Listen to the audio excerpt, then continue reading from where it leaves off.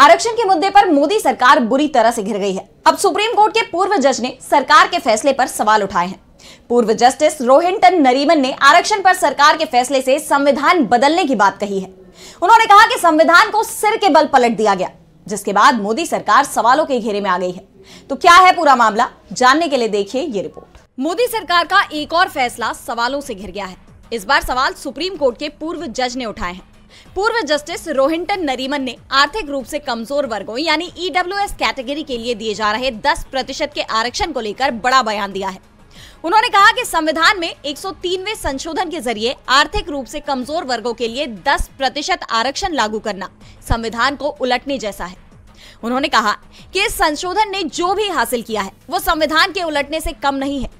संविधान निर्माताओं ने कुछ समुदायों के प्रति ऐतिहासिक गलतियों के कारण पैदा हुई सामाजिक असमानताओं को कम करने के लिए आरक्षण की परिकल्पना की थी, लेकिन इसके लिए उन्होंने कभी भी आर्थिक मानदंड के बारे में सोचा भी नहीं था।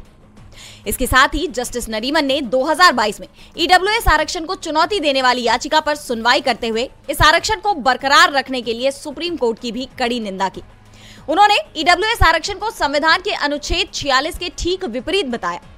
जस्टिस नरीमन ने कहा कि संविधान का अनुच्छेद 46 राज्य को अनुसूचित जातियों एससी, अनुसूचित जनजातियों एसटी और अन्य कमजोर वर्गों के शैक्षिक और आर्थिक हितों को बढ़ावा देने का अधिकार देता है, लेकिन यह अनुच्छेद आर्थिक मानदंडों के आधार पर वर्गीकरण को बिल्कुल भी सही नहीं ठहराता।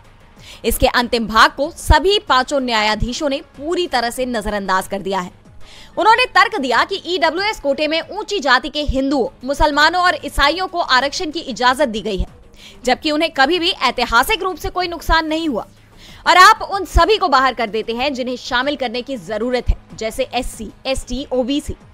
पूर्व जज ने दुख जताते हुए कहा कि ईडब्ल्यूएस ने सबको पूरी तरह से नजरअंदाज कर दिया और अब एक संवैधानिक संशोधन जिसने संविधान को पूरी तरह से बदल दिया है। सुप्रीम कोर्ट के पूर्व जस्टिस के बयान ने मोदी सरकार की मुश्किलें बढ़ा दी हैं। सवाल ये उठ रहे हैं कि क्या यह आरक्षण बरकरार रहेगा या एक बार फिर मोदी सरकार बैकफुट पर आ सकती है।